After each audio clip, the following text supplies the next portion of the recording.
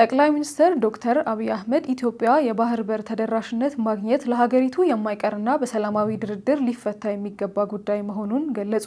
ጉዳዩ ሕጋዊ፣ ታሪካዊ፣ መልክዓ ምድራዊና ኢኮኖሚያዊ መሰረት እንዳለው በመጠቆም ኢትዮጵያ ለዘላቂ ልማት የባህር በር ተደራሽነት እንደሚያስፈልጋት አስረድተዋል። ጠቅላይ ሚኒስትሩ በንግግራቸው ኢትዮጵያ የባህር በር አያስፈልጋትም የሚለው አመለካከት ከተፈጥሮ ከታሪክ እውነታ የራቀ መሆኑን ገልጸዋል።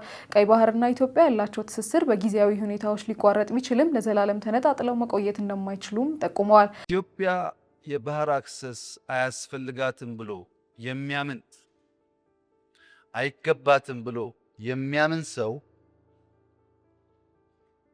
አንድ ተፈጥሯዊ ሕግ የሳተ ይመስለኛል።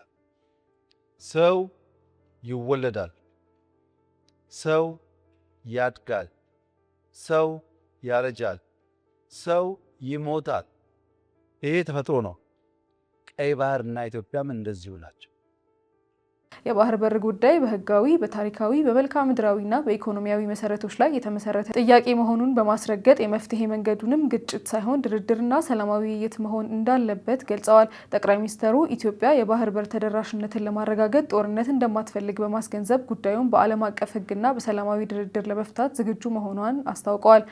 ኢትዮጵያ ከጎረቤት ሀገራት ጋር በመተባበር በቀይ ባህር ቀጠናን ሰላምን፣ መረጋጋትና የጋራ ልማትን ለማረጋገጥ እንደምትሰራ የገለጹት ጠቅላይ ሚኒስትሩ ለድርድር ዝግጁ የሆኑ አካላት ካሉም ኢትዮጵያ እጇ ሁልጊዜ የተዘረጋ መሆኑን ጠቁመዋል። አሰብ ላይ የኢትዮጵያ መንግስት ፖርት ገነባ፣ ኤርፖርት ገነባ፣ መንገድ ገነባ፣ ሪፋይነሪ ገነባ እና ተጋጨ። እዛ ቀረ ሀብቱ። ስንታረቅ ኤርትራውያን ከ20 ዓመት በኋላ መጥተው በኢትዮጵያ ፍርድ ቤት ቆመው ቤቴን መልሱልኝ፣ መሬቴን መልስልኝ ብሎ ወሰዱ። ለምን? ታረቅና። በግለሰብ መጥተው ያኔ የተባረሩ ኤርትራውያን ቦታቸውን ንብረታቸውን ወሰዱ። ታዲያ የኢትዮጵያ መንግስት ሪፋይነሪውን፣ ፖርቱን፣ ኤርፖርቱን ቢወስድ ከዚህ አንጻርስ እንዴት ነው ይታይ?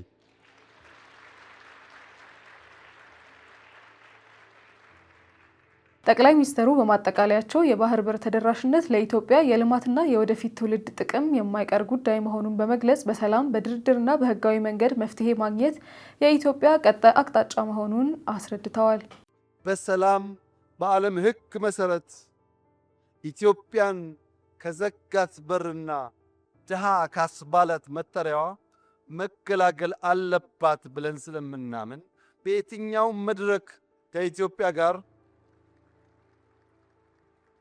በሰላማዊ መንገድ ለመነጋገር የሚፈቅድ አካል ካለ እጃችን ከምን ጊዜውም በላይ የተዘረጋ ነው። ነገር ግን ኢትዮጵያ የጂኦግራፊ እስረኛ ሆኗ ለዘላለም ትኖራለች ብሎ የሚያስብ ኢትዮጵያዊ ካለ እርሱ የሞተ ነው።